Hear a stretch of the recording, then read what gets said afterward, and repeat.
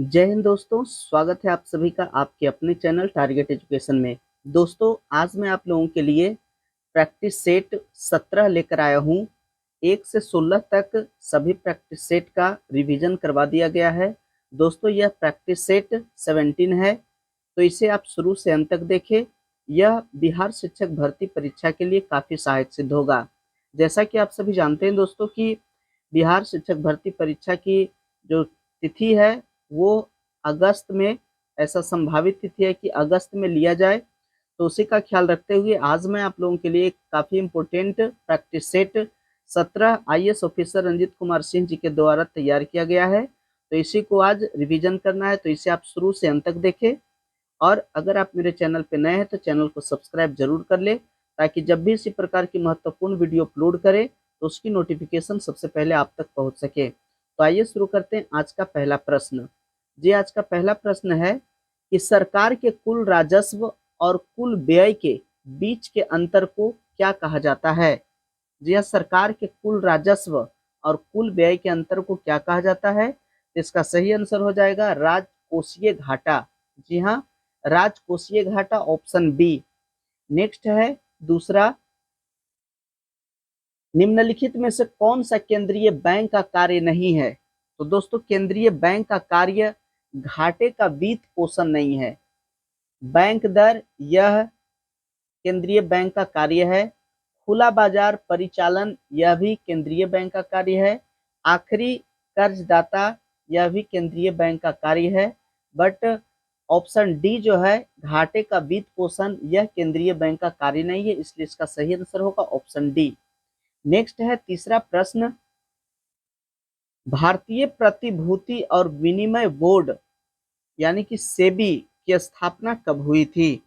तो दोस्तों, सेबी की स्थापना जो हुई थी वह हुई थी 1992 में, इसलिए इसका सही आंसर होगा ऑप्शन डी।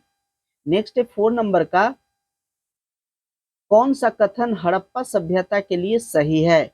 तो दोस्तों, इसका सही आंसर हो जाएगा पशुपति उनके द्वारा पूजा जाता था। जी हाँ, पशुपति देवता का पूजा किया जाता था हड़प्पा सभ्यता के लोगों के लिए, इसलिए इसका सही आंसर होगा ऑप्शन सी। नेक्स्ट है 5 नंबर का, भारत में सबसे पहले खोजा गया शहर कौन सा था। तो दोस्तों, भारत में जो सबसे पहले खोजा गया शहर था वह था हड़प्पा। जी हाँ, हड़प्पा शहर भारत में सबसे पहले खोजा गया था और यह जो है 1921, जी हाँ, यह सिंधु घाटी सभ्यता में खोजा गया पहला शहर था और इसकी खोज सर्वप्रथम विश्व के प्राचीनतम सभ्यताओं में से एक है। जितनी भी प्राचीन सभ्यता है उसमें से यह भी एक प्राचीनतम सभ्यताओं में से एक है। और 1921 ईस्वी से लेकर वर्तमान तक यानी 2000 से ज़्यादा स्थल खोजे जा चुके हैं। जी हाँ, 1921 से लेकर के अभी तक 2000 से ज़्यादा स्थान को खोजा जा चुका है। उसमें से जो पहला शहर खोजा गया था वह था हड़प्पा। नेक्स्ट है 6 नंबर का, मोहम्मद बिन तुगलक एक असफल शासक था। क्यों असफल था। तो इसका सही आंसर हो जाएगा ऑप्शन बी, वह व्यवहारिक व्यक्ति नहीं था। यह मोहम्मद बिन तुगलक वह व्यवहारिक व्यक्ति नहीं था, इसलिए वह असफल शासक था। नेक्स्ट है 7 नंबर का, वर्तमान का दौलताबाद जिसे मोहम्मद बिन तुगलक ने अपनी राजधानी दिल्ली से स्थानांतरित की थी वह स्थित था, वह कहाँ स्थित था। इसका सही आंसर हो जाएगा औरंगाबाद में। नेक्स्ट है 8 नंबर का, कि जहांगीर जो 1605 से 1627 ईस्वी तक शासन किया किस वंश का शासक था। तो दोस्तों, जहांगीर मुगल वंश के शासक था, इसलिए इसका सही आंसर होगा मुगल वंश। इसका देखिए ऑप्शन दिया गया है ऑप्शन डी, इसलिए इसका सही आंसर होगा ऑप्शन डी, मुगल वंश। नेक्स्ट है 9 नंबर का, कि निम्न में से कौन औरंगजेब का उत्तराधिकारी था। जी हाँ, औरंगजेब का उत्तराधिकारी कौन था। तो इसका सही आंसर हो जाएगा मुअज्जम। जी हाँ, मुअज्जम। मुअज्जम ही औरंगजेब के उत्तराधिकारी था, क्योंकि मुअज्जम ही औरंगजेब का पुत्र था। और जब यह गद्दी पर बैठा था उस समय बहादुर शाह प्रथम के नाम से बैठा था। जी हाँ, बहादुर शाह प्रथम के नाम से मुअज्जम बैठा था, तो यह औरंगजेब का उत्तराधिकारी था। नेक्स्ट है 10 नंबर का कि खालसा पंथ की स्थापना गुरु गोविंद सिंह ने किस वर्ष की थी। जी हाँ, सिख के 10वें गुरु हुए गुरु गोविंद सिंह, और जिनके द्वारा खालसा पंथ की स्थापना की गई। तो यह खालसा पंथ की स्थापना कब की गई थी, तो यह की गई थी 1699 ईस्वी में। इसलिए इसका सही आंसर होगा दोस्तों ऑप्शन सी। नेक्स्ट है 11 नंबर का कि निम्नलिखित में से महाराजा रंजीत सिंह प्रमुख थे। महाराजा रंजीत सिंह वह क्या थे, तो इसका सही आंसर हो जाएगा शुक्र शुक्रचकिया मिस्ल। जी हाँ, शुक्रचकिया मिस्ल। नेक्स्ट है 12 नंबर का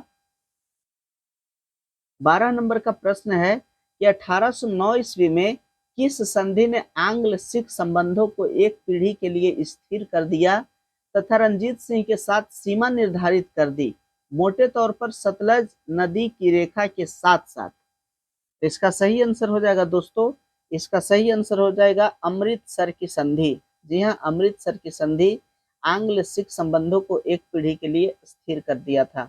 सही आंसर होगा ऑप्शन ए। नेक्स्ट है 13 नंबर का कि मुगलों से लड़ने वाला सिख गुरु कौन था।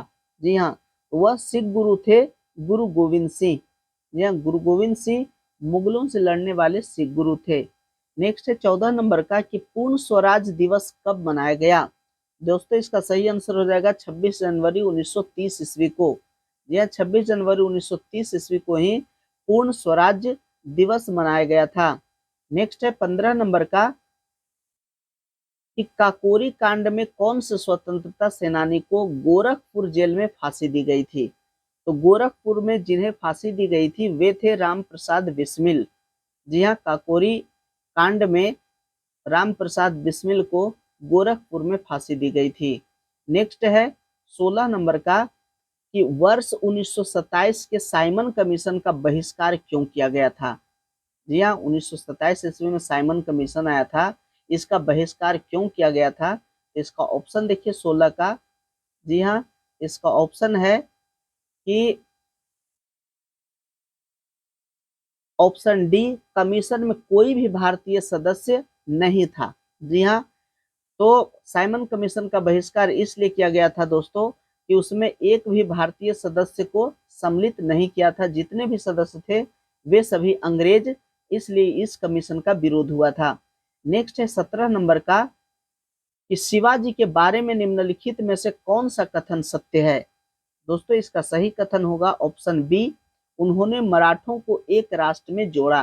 जी हाँ, मराठों को एक राष्ट्र में जोड़ दिए थे शिवाजी। नेक्स्ट है 18 नंबर का कि ईस्ट इंडिया कंपनी के एक छत्र राज्य को कब ब्रिटिश हुकूमत के नियंत्रण में लाया गया। दोस्तों इसका सही आंसर हो जाएगा ऑप्शन सी, 1773 ईस्वी में। नेक्स्ट है 19 नंबर का कि निम्नलिखित वायसराय को उनके शासन काल के दौरान घटित हुई घटनाओं के साथ सुमेलित करें। जी हाँ, घटित घटनाओं के साथ सुमेलित करना है। तो इसका ऑप्शन देखिए वेवेल। जी हाँ, वेवेल का संबंध किससे था, तो वेवेल का संबंध था दोस्तों शिमला समझौता से। जी हाँ, शिमला समझौता। उसके बाद रीडिंग रीडिंग का संबंध था मोपला विद्रोह से। जी हाँ, मोपला विद्रोह। उसके बाद है विलिंगटन। विलिंगटन का संबंध था सांप्रदायिक पुरस्कार से, सांप्रदायिक पुरस्कार। और लिथगो का संबंध था पाकिस्तान के लिए एक नए राष्ट्र के लिए प्रथम मांग। जी हाँ, पाकिस्तान के लिए मांग था प्रथम मांग। तो देखिए वेवेल का संबंध हो गया एक, ए का हो गया जी हाँ शिमला समझौता। शिमला समझौता 3 में है। और रीडिंग रीडिंग का हो गया मोपला विद्रोह यानी कि 2। उसके बाद विलिंगटन विलिंगटन का संबंध हो गया सांप्रदायिक पुरस्कार 4। और उसके बाद 1 यानी 3241। जहां ऑप्शन होगा वही सही होगा। देखिए ऑप्शन 3241। जी हाँ, 3241 देखिए ऑप्शन ए में है 3241, इसलिए सही आंसर होगा ऑप्शन ए। नेक्स्ट है 20 नंबर का कि गुरु गोविंद सिंह थे जी हाँ, गुरु गोविंद सिंह क्या थे? तो ऑप्शन ए कहता है सिखों के 10वें और अंतिम गुरु थे, सही ऑप्शन है। बी कहता है सिखों की आंतरिक काउंसिल खालसा के संस्थापक थे, यह भी सही है। जब दो सही है तो समझिए तीसरा भी सही कि 10म ग्रंथ के रचिता थे, इसलिए इसका सही आंसर होगा ऑप्शन डी, सभी सही है। नेक्स्ट है 21 नंबर का, ओजोन परत कहाँ पाई जाती है? जी हाँ, ओजोन परत कहाँ पाई जाती है? इसका सही आंसर हो जाएगा ऑप्शन सी, समताप मंडल में। जी हाँ, समताप मंडल में ही ओजोन परत पाई जाती है। दोस्तों, वायुमंडल के 5 परत होते हैं, वायुमंडल को 5 परतों में बांटा गया है। और पहला परत है क्षोभ मंडल, दूसरा समताप मंडल, तीसरा पहला क्षोभ मंडल और दूसरा समताप, और इसी में पाया जाता है ओजोन मंडल, और चौथा है आयन मंडल, और पांचवा है वायुमंडल। तो इस प्रकार से ओजोन पर जो पाया जाता है वह समताप मंडल में ही पाया जाता है। नेक्स्ट है 22 नंबर का, कि पृथ्वी शिखर सम्मेलन किसके द्वारा आयोजित किया जाता है? यह पृथ्वी शिखर सम्मेलन किसके द्वारा आयोजित किया जाता है? इसका सही आंसर हो जाएगा ऑप्शन बी, यूनिसेड के द्वारा। जी हाँ, यूनिसेड के द्वारा पृथ्वी शिखर सम्मेलन आयोजित किया जाता है। और यह जो है 1992 में ब्राजील के रियो डी जेनेरियो में इसका आयोजन किया गया था। नेक्स्ट है 23 नंबर का, निम्नलिखित में से कौन सा कथन सही है? तो दोस्तों, इसका सही कथन है ऑप्शन बी, कि तापमान में वृद्धि के कारण वायुमंडलीय दबाव कम हो जाते हैं। नेक्स्ट है 24 नंबर का, कि समान ऊंचाई के स्थानों को जोड़ने वाली काल्पनिक रेखा को क्या कहते हैं? तो समान ऊंचाई के स्थानों को जोड़ने वाली काल्पनिक रेखा को कहते हैं समोच्च रेखा। जी हाँ, समोच्च रेखा। नेक्स्ट है 25 नंबर का, कि किसी नक्शे पर एक निश्चित समय पर समान ताप वाले बिंदुओं को जोड़ने वाली रेखा क्या कहलाती है? तो इसका सही आंसर हो जाएगा आइसोथर्म कहलाती है। जी हाँ, समान ताप वाले बिंदु को जोड़ने वाली रेखा को आइसोथर्म कहा जाता है। नेक्स्ट है 26 नंबर का, कि निम्नलिखित में से वह राज्य क्षेत्र कौन सा है जिसकी सीमा मिजोरम से लगी हुई नहीं है? जी हाँ, मिजोरम से लगी हुई सीमा निम्नलिखित में से कौन नहीं है? तो इसका सही आंसर हो जाएगा ऑप्शन ए, नागालैंड। जी हाँ, नागालैंड की सीमा मिजोरम से नहीं लगती है। दोस्तों, अगर अभी तक मेरे चैनल को सब्सक्राइब नहीं किए तो चैनल को सब्सक्राइब जरूर कर ले, बेल आइकन को जरूर दबाइए ताकि इसी प्रकार की महत्वपूर्ण वीडियो की नोटिफिकेशन आप लोगों तक आसानी से पहुंच सके। तो आइए देखते हैं 27 नंबर का प्रश्न, भारत के उत्तर छोर से गुजरने वाला अक्षांश कितने डिग्री का है? तो दोस्तों, यह जो है 37 डिग्री का है, इसलिए सही आंसर होगा ऑप्शन सी। नेक्स्ट है 28 नंबर का, कि निम्नलिखित में से कौन सा राज्य झारखंड के साथ अपनी सीमा साझा नहीं करता है? तो दोस्तों, इसका सही आंसर हो जाएगा मध्य प्रदेश। जी हाँ, मध्य प्रदेश के साथ झारखंड राज्य की सीमा नहीं लगती है। झारखंड राज्य की सीमा छत्तीसगढ़, पश्चिम बंगाल और उड़ीसा के साथ लगती है, इसलिए यहाँ सही आंसर हो जाएगा option A, Madhya Pradesh. Next है 29 नंबर का, कि किस दिन बिहार में गांधी दिवस के रूप में मनाया गया था? जी हाँ, गांधी दिवस के रूप में कब मनाया गया था? इसका ऑप्शन देखिए दिया गया, ए में 28 अगस्त 1942, बी में 10 अगस्त 1942, और सी देखिए, सी में लिखता है 11 अगस्त 1942, और डी लिखता है 15 जून 1944। तो दोस्तों, इसका सही आंसर हो जाएगा 15 जून 1944 में मनाया गया था बिहार में गांधी दिवस के रूप में। नेक्स्ट है 33 नंबर का, कामाख्या मंदिर अवस्थित है। कामाख्या मंदिर कहाँ स्थित है? तो दोस्तों, ये असम में है, इसलिए सही आंसर हो जाएगा ऑप्शन बी। नेक्स्ट है 31 नंबर का, कि कौन सा जिला राष्ट्रीय राजधानी क्षेत्र का भाग नहीं है? या कौन सा जिला राष्ट्रीय राजधानी क्षेत्र का भाग नहीं है? तो इसका सही आंसर हो जाएगा मुजफ्फरनगर। जी हाँ, मुजफ्फरनगर राष्ट्रीय राजधानी क्षेत्र का भाग नहीं है। नेक्स्ट है 32 नंबर का, 32 में कहता है दोस्तों, कि उत्तर प्रदेश के किस जिले की सीमा अंतर्राष्ट्रीय सीमा से लगती है? उत्तर प्रदेश के कौन सा जिला की सीमा अंतर्राष्ट्रीय सीमा के साथ लगती है? तो इसका सही आंसर हो जाएगा बहराइच। जी हाँ, बहराइच जो है वह अंतर्राष्ट्रीय सीमा या नेपाल के साथ लगती है, बहराइच। नेक्स्ट है 33 नंबर का, कि कामरूप वर्तमान में कहाँ है? तो कामरूप जो है वह असम में है, इसलिए इसका सही आंसर हो जाएगा ऑप्शन ए। नेक्स्ट है 34 नंबर का कि सिक्किम में गुजरने वाला अक्षांश खाली स्थान से भी गुजरता है। जी हाँ, तो इसका सही आंसर हो जाएगा ऑप्शन बी राजस्थान से। जहाँ सिक्किम से गुजरने वाला अक्षांश जो है वह राजस्थान से भी गुजरता है, इसलिए सही आंसर हो जाएगा ऑप्शन बी। नेक्स्ट है 35 नंबर का कि निम्नलिखित में से भारत का कौन सा पड़ोसी देश स्थलबद्ध देश नहीं है। जी हाँ, स्थलबद्ध देश कहते हैं दोस्तों कि जो चारों तरफ से स्थल से घिरा हुआ रहता है उसको कहते हैं स्थलबद्ध देश। तो यहाँ पर कौन सा देश है जो स्थलबद्ध देश नहीं है, तो इसका सही आंसर हो जाएगा ऑप्शन बी म्यांमार। जी हाँ, म्यांमार जो है एक तरफ बंगाल की खाड़ी में टच करता है, इसलिए यह जो है स्थलबद्ध देश नहीं है। नेक्स्ट 36 है कि अस्थिर विनिमय दर को और क्या कहा जा सकता है। तो दोस्तों इसको कहा जाता है लचीली विनिमय दर, इसलिए ऑप्शन होगा ए सही। नेक्स्ट है 37 नंबर का कि निम्नलिखित में से कौन सा लागत वक्र कभी भी यू आकार का नहीं होता है।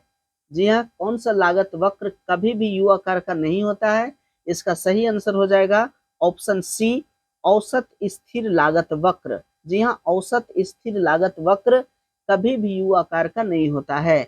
38 नंबर का प्रश्न दोस्तों कि इनमें से कौन सा कर प्रगतिशील कर का उदाहरण है। जी हाँ, प्रगतिशील कर का उदाहरण कौन सा है, तो इसका सही आंसर हो जाएगा ऑप्शन सी आयकर। जी हाँ, आयकर प्रगतिशील कर का उदाहरण है। नेक्स्ट है 39 नंबर का पूर्ण प्रतिस्पर्धा के अंतर्गत कौन कीमत ग्रहीता होती है। जी हाँ, कौन कीमत ग्रहीता होता है, इसका सही आंसर हो जाएगा फर्म। जी हाँ, ऑप्शन डी फर्म जो होता है पूर्ण प्रतिस्पर्धा के अंतर्गत कीमत ग्रहीता होता है, यानी कि प्राइस टेकर। नेक्स्ट है 40 नंबर का कि भारत में राजकोषीय नीति का इनमें से कौन सा मुख्य उद्देश्य नहीं है। तो दोस्तों भारत में राजकोषीय नीति का मुख्य उद्देश्य ऑप्शन ए नहीं है कि अर्थव्यवस्था में तरलता बढ़ाना, यह जो है राजकोषीय नीति का उद्देश्य नहीं है। नेक्स्ट है 41 नंबर का, जी 41 में दिया गया है कि संवैधानिक राजतंत्र का अर्थ क्या है। जी हाँ, राजतंत्र है लेकिन संवैधानिक राजतंत्र है, तो इसका अर्थ होता है कि संविधान द्वारा प्राप्त शक्ति के अनुसार राजा के द्वारा शक्ति का प्रयोग। जी हाँ, एक संविधान होता है और उस संविधान के तहत राजा को शक्ति प्राप्त होता है और उस शक्ति का प्रयोग राजा अपने कार्य जो कार्यकाल है, जो राजपाट है उसको चलाने में संविधान का अगर प्रयोग करता है तो वह संवैधानिक राजतंत्र कहलाता है। नेक्स्ट है 42 नंबर का, भारत का दूसरा मुख्य निर्वाचन आयुक्त कौन थे। जी हाँ, भारत का दूसरा मुख्य निर्वाचन आयुक्त कौन थे, तो इसका सही आंसर हो जाएगा ऑप्शन सी के सुंदरम। जी हाँ, के सुंदरम। नेक्स्ट है 43 नंबर का, चुनावों के दौरान राजनीतिक दलों और उम्मीदवारों द्वारा अनुपालन किए जाने वाली चुनाव आचार संहिता क्या है। तो दोस्तों इसका सही आंसर हो जाएगा मान्यता प्राप्त राजनीतिक दलों के बीच स्वैच्छिक समझौते द्वारा सहमत, इसलिए सही आंसर होगा ऑप्शन बी। नेक्स्ट है 44 नंबर का कि निम्नलिखित में से कौन सा कार्य निर्वाचन आयोग के कार्य क्षेत्र में नहीं आता है। तो दोस्तों इसका सही आंसर हो जाएगा ऑप्शन ए भारत के प्रधानमंत्री का चुनाव करना। जी हाँ, भारत के प्रधानमंत्री के चुनाव करना निर्वाचन आयोग के कार्य क्षेत्र में नहीं आता है, क्योंकि अनुच्छेद 324 के अंतर्गत जो चुनाव होता है वो भारत के राष्ट्रपति, उपराष्ट्रपति और राज्यसभा, लोकसभा और राज्यसभा के विधानसभा और चुनाव में अपनी देखरेख संपन्न करते हैं, जबकि प्रधानमंत्री के जो चुनाव होते हैं वह संसद सदस्यों द्वारा होता है। नेक्स्ट है 45 नंबर का कि हमारे देश की प्रस्तावना में इनमें से किसका उल्लेख नहीं किया गया है। तो दोस्तों वयस्क मताधिकार का उल्लेख जो है संविधान की प्रस्तावना में नहीं है। नेक्स्ट है 46 नंबर का कि भारत निर्माताओं के दर्शन और आदर्श संविधान में हम कहाँ देख सकते हैं, तो इसका सही आंसर हो जाएगा उसकी प्रस्तावना में। यह संविधान की प्रस्तावना में ही संविधान निर्माताओं के दर्शन और आदर्श को देखा जा सकता है, इसलिए सही आंसर होगा ऑप्शन सी। नेक्स्ट है 47 नंबर का कि भारतीय संविधान की 8वीं अनुसूची में भाषाओं की संख्या कितनी है। तो दोस्तों भारतीय संविधान की 8वीं अनुसूची में भाषाओं की संख्या 22 है, इसलिए सही आंसर हो जाएगा ऑप्शन ए। 48 नंबर में है कि संविधान की 8वीं अनुसूची में निम्नलिखित में से कौन सी भाषा शामिल नहीं है। तो दोस्तों इसका सही आंसर हो जाएगा ऑप्शन सी अंग्रेजी। जी हाँ, उसमें अंग्रेजी भाषा को सम्मिलित नहीं किया गया है। नेक्स्ट है 49 नंबर का। 49 में दिया गया दोस्तों कि किसने कहा था कि कोई भी राजनीतिक धर्म से संबंधित नहीं है। कोई भी राजनीति धर्म से रहित नहीं है। जी हाँ, किसने कहा था। तो इसका सही आंसर हो जाएगा ऑप्शन बी महात्मा गांधी। जी हाँ, महात्मा गांधी कहे थे कोई भी राजनीति धर्म से रहित नहीं है।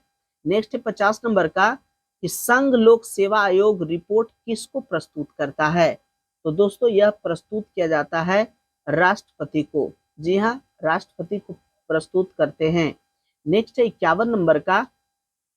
निम्नलिखित में से तापमान के बारे में क्या सच नहीं है। यह तापमान के बारे में क्या सच नहीं है। तो इसका सही आंसर हो जाएगा ऑप्शन बी, यह एसआई इकाई में डिग्री सेल्सियस में मापा जाता है।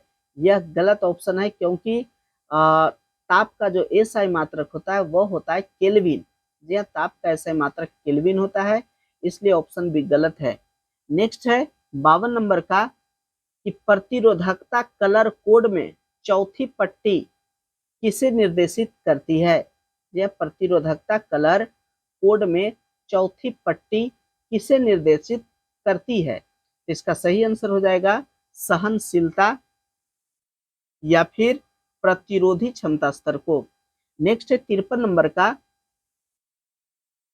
उल्लू पूर्ण अंधकार में स्पष्ट रूप से देख सकते हैं, क्यों। तो उल्लू जो है पूर्ण अंधकार में स्पष्ट रूप से देख सकता है। इसका कारण है कि रॉड के साथ उसकी बड़ी बड़ी आंखों के गोले आगे की तरफ निकले होते हैं, जो उसको द्विनेत्री दृष्टि प्रदान करते हैं। जी हाँ, उसके रॉड के साथ साथ उल्लू का आंख जो होता है बड़ी बड़ी होती है, इसलिए यह जो है पूर्ण रूप से अंधकार में भी यह साफ साफ देख लेता है। नेक्स्ट है 54 नंबर का। निम्नलिखित में से किसके उपयोग से सल्फर डाइऑक्साइड की मात्रा को नियंत्रित किया जा सकता है। जी हाँ, किसके उपयोग से सल्फर डाइऑक्साइड की मात्रा को नियंत्रित किया जा सकता है। तो इसका सही आंसर हो जाएगा कि कम सल्फर वाले ईंधन से। जी हाँ, जब मोटर गाड़ी में कम सल्फर वाले ईंधन का प्रयोग किया जाएगा तो सल्फर डाइऑक्साइड की मात्रा को नियंत्रित किया जा सकता है। नेक्स्ट है 55 नंबर का। वाहन किस हानिकारक यौगिक का उत्सर्जन करते हैं। जी हाँ, वाहन किस हानिकारक यौगिक का उत्सर्जन करते हैं। तो दोस्तों इसका सही आंसर हो जाएगा ऑप्शन डी उपर्युक्त सभी। जी हाँ, कार्बन डाइऑक्साइड, कार्बन मोनोऑक्साइड और धुआं ये सभी यौगिकों का उत्सर्जन करते हैं, इसलिए इसका सही आंसर हो जाएगा ऑप्शन डी। नेक्स्ट है 56 नंबर का कि पूर्व यूएसएसआर की चेरनोबिल नाभिकीय संयंत्र दुर्घटना जिसमें रेडियो नाभिकों का वातावरण में रिसाव हो गया था किस वर्ष हुई थी। जी हाँ, यह जो घटना चेरनोबिल घटना घटा था वह किस वर्ष घटित हुई थी। इसका सही आंसर हो जाएगा ऑप्शन, देखिए ऑप्शन, इसका सही आंसर क्या होता है।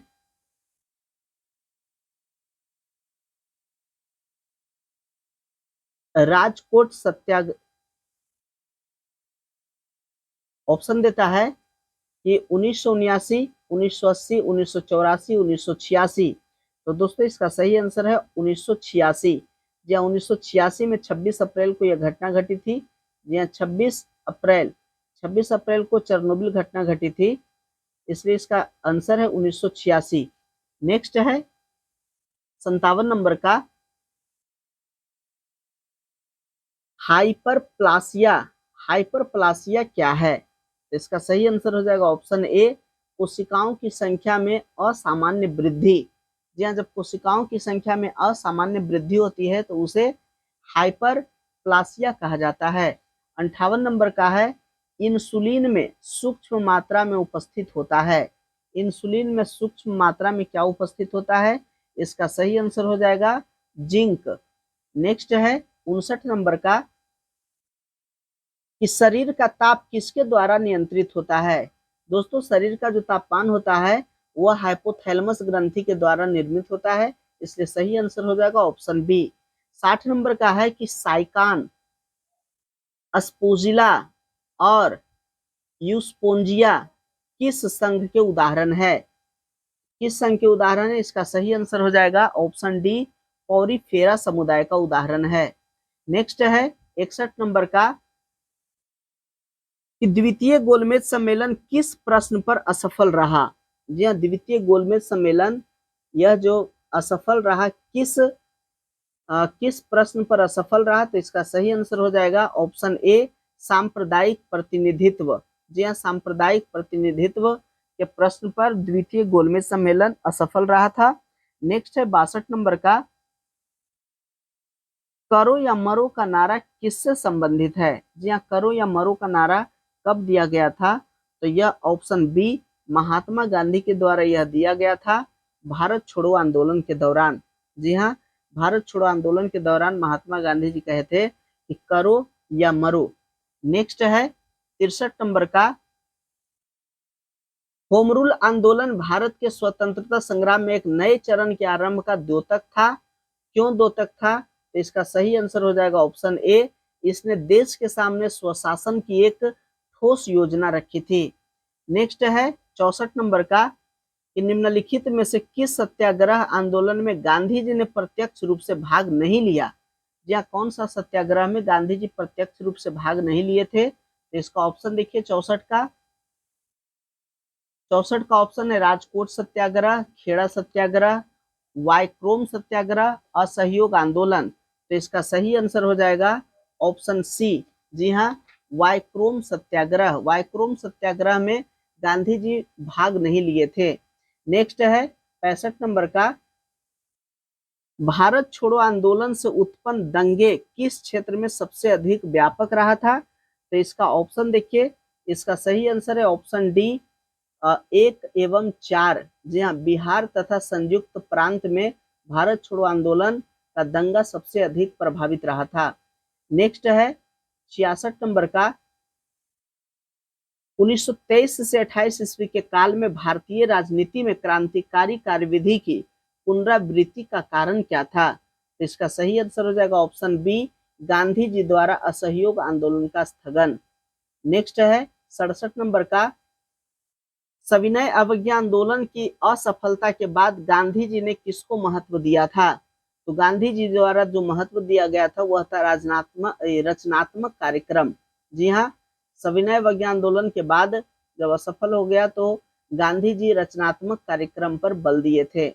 नेक्स्ट है 68 नंबर का, जयप्रकाश नारायण को राष्ट्रीय स्तर के नेता की पहचान किस संदर्भ में मिली?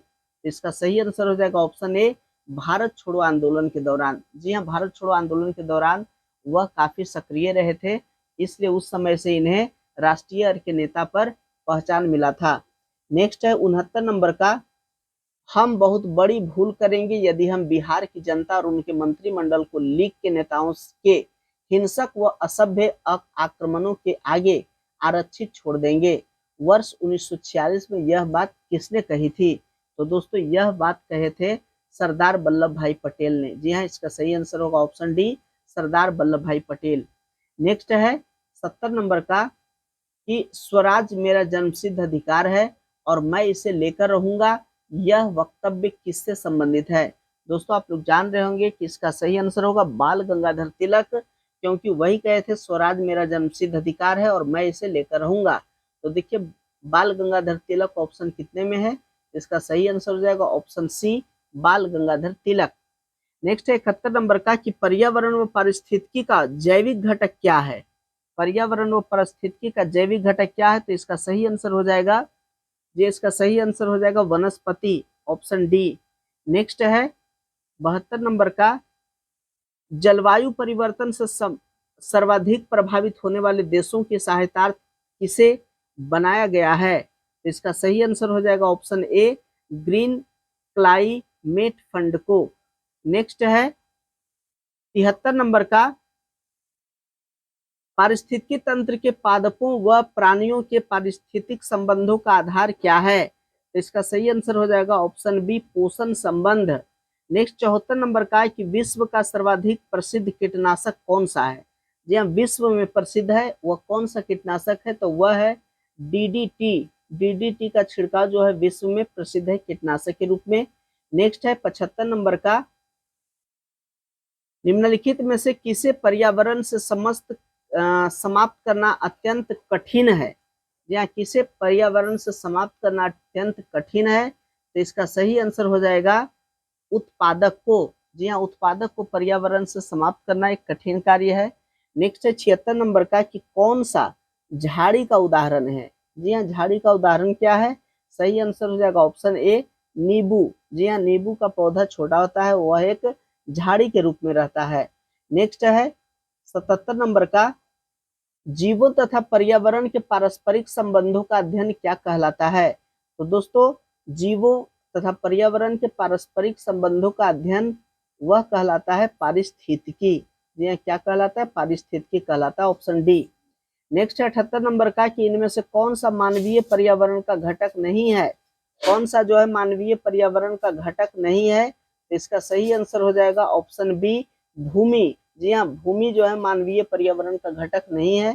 तो मानवीय पर्यावरण का घटक क्या है, तो परिवार, धर्म और समुदाय जो है यह मानवीय पर्यावरण का घटक है, जबकि कृषि जो है मानवीय पर्यावरण का घटक नहीं है।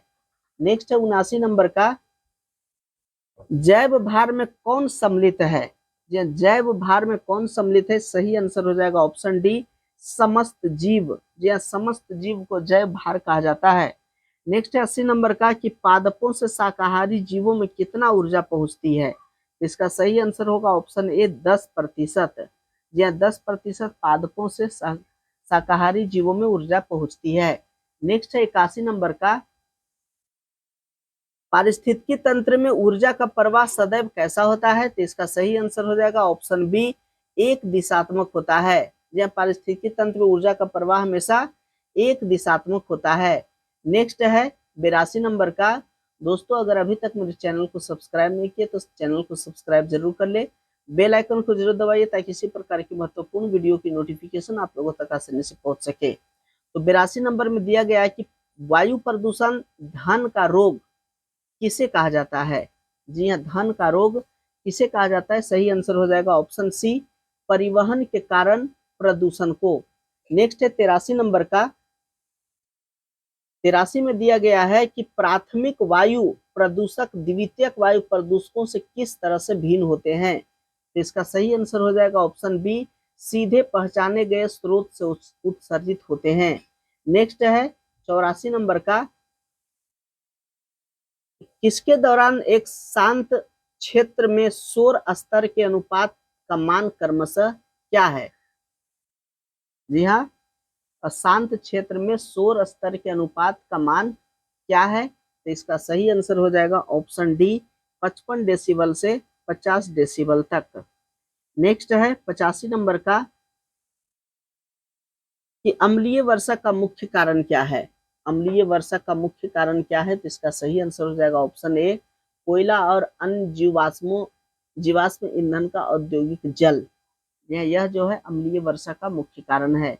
नेक्स्ट है 86 नंबर का, कि ठोस अपशिष्ट प्रबंधन में अपशिष्ट उपयोग किसके द्वारा किया जाता है। इसका सही आंसर हो जाएगा ऑप्शन बी पुनः उपयोग द्वारा और पुनर्चक्रण के द्वारा। नेक्स्ट है 87 का, कि कीचड़ स्थूल खाली स्थान द्वारा नियंत्रित किया जा सकता है। इसका सही आंसर हो जाएगा ऑप्शन ए कीचड़ स्थूलन क्लोरीनीकरण। जी हाँ, क्लोरीनीकरण के द्वारा यह जो है शुद्ध किया जाता है।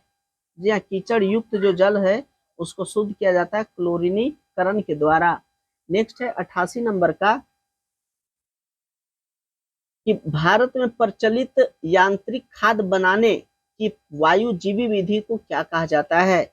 इसका सही आंसर है ऑप्शन ए इंदौर विधि। जी हाँ, भारत में जो प्रचलित जो यांत्रिक खाद है उसको क्या कहा जाता है, तो उसको कहा जाता है इंदौर विधि। नेक्स्ट है 89 नंबर का, रासायनिक ऑक्सीजन मांग। जी हाँ, रासायनिक केमिकल ऑक्सीजन डिमांड क्या दर्शाता है। इसका सही आंसर हो जाएगा ऑप्शन ए अपशिष्ट जल का जैव निम्नीकरण।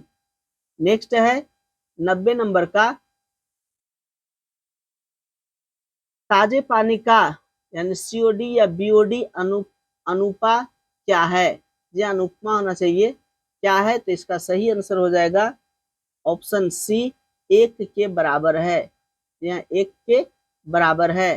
तो दोस्तों ये था आज का सामान्य अध्ययन का 90 प्रश्न।